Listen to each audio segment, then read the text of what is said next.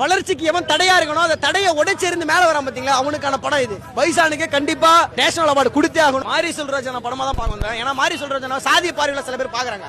நான் ஒன்னு சொல்றேன், அவர் அடக்கப்பட்டு ஒடுக்கப்பட்ட அந்த உண்மை கருத்தியல வந்து சொல்றாரு. தென் மாவட்டத்துல என்ன உண்மை சம்பவம் நடக்குதோ அதை தான் அவர் சொல்றாரு. புரியுதுங்களா? அதை வந்து சாதிய பார்வையில அவங்க வந்து பாக்குறாங்க. ஒருத்தன் பாதிக்கப்படுறான் அப்படிங்கும்போது அந்த பாதிப்பு சுட்டி காட்டுறாங்க. அப்ப வந்து வாழையா இருக்கட்டும், இல்ல வந்து பரியர் பெருமாளா இருக்கட்டும், மாமன்னனா இருக்கட்டும், இல்ல வந்து கர்ணனா இருக்கட்டும், அப்ப வந்து அந்த சமூகம் வந்து பாதிக்கப்பட்டிருக்கு. அந்த பாதிக்கப்பட்ட வழியை சொல்றது வந்து பொறுத்துக்க முடியாது. உண்மை கருத்தை சொல்றதை வந்து விமர்சனம் எழுது. அப்ப பொய்யான கருத்தை வந்து படம் எடுக்கிறாங்க, அவங்க மேல விமர்சனம் எழ மாட்டேங்குது. அப்படியே ஆகணுங்க இது.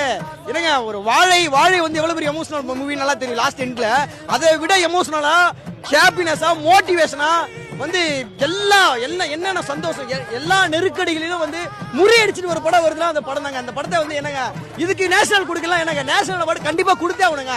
மாரி செல்வராஜன் கண்டிப்பா நேஷனல் அவார்டு கொடுக்கணும். ஏன் சொல்றேன்னா அவர் சாதி முத்திரை குத்துறாங்கிறத எங்களுடைய வருத்தமா இருக்குது.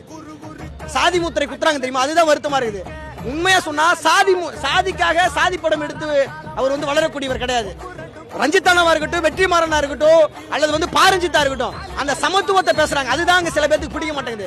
ஈக்குவாலிட்டி தான் இவங்களுக்கு பிடிக்கவே மாட்டேங்குது. எல்லாருமே சமம் அப்படிங்கிற சொல்றதுதான் பிடிக்க மாட்டேங்குது. ஆனா அந்த சமத்துவத்தை தாண்டி உயர்வு தாழ்வு ஏற்கிறாங்க, ஆனா சமத்துவத்தை ஏற்க மாட்டாங்க. அதை பேசுறாரு பாத்தீங்களா, அதுக்கு தான் விமர்சனம் வருது. புரியுதுங்களா? எல்லாருக்குமான படங்க, உங்களுக்கான படம், எங்களுக்கான படம். ஒருத்தன் வளர்ச்சி அடைந்து திறமையால முன்னேறணும்னு எவன் நினைக்கிறானோ அவனுக்கான படம். ஒற்றுமையா இருக்கணும் படம். ஓகேங்களா? ஒற்றுமையா இருக்கணும். அதாவது எவன் வந்து ஒரு இடத்துல வந்துட்டு பாதிக்கப்பட்டு எவன் நெருக்கடியில சூழ்ந்து கிடக்குறானோ, வளர்ச்சிக்கு எவன் தடையா இருக்கணும் அந்த தடையை உடைச்சிருந்து மேல வரான் பாத்தீங்களா அவனுக்கான படம் இது. பைசானுக்கு கண்டிப்பா வந்து நேஷனல் அவார்டு கொடுத்தே ஆகணும்.